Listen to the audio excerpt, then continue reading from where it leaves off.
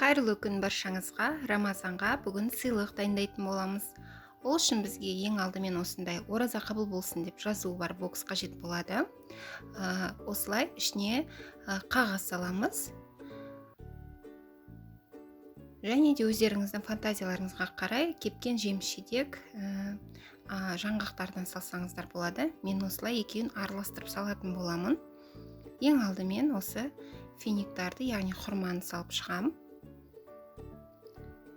Артынан осындай кепкен өрікті тізіп шығам.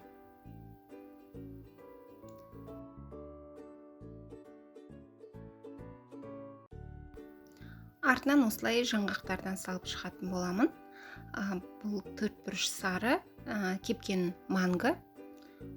Осылай миндальдан салып шығам. Кешьюдан және кепкен жүзімнен салып шығатын боламын. Сіздер өздеріңіздің қалаларыңызға қарай жеміс-жидектер, кепкен және де жаңғақтардың түр-түрін салсаңыздар болады. Мен осы үйде барын салып шықтым.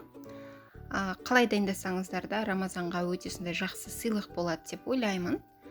Өздеріңіздің пікірлеріңізді астына жазып кетіңіздер. Боксқа байланысты сұрақтарыңыз болса, жазыңыздар. Менде осы бокстардың түрлері көп. Менен сатып алсаңыздар болады. Бәрін салып болған соң боксты осылай пленкада қаптайтын боламыз. Бір шетін байлаймыз, екінші шетін скотчпен қайтарып жабыстырамыз. Боксқа байланысты сұрақтарыңыз болса, осының астына комментарияға жазыңыздар, мен сіздерге жауап беретін боламын.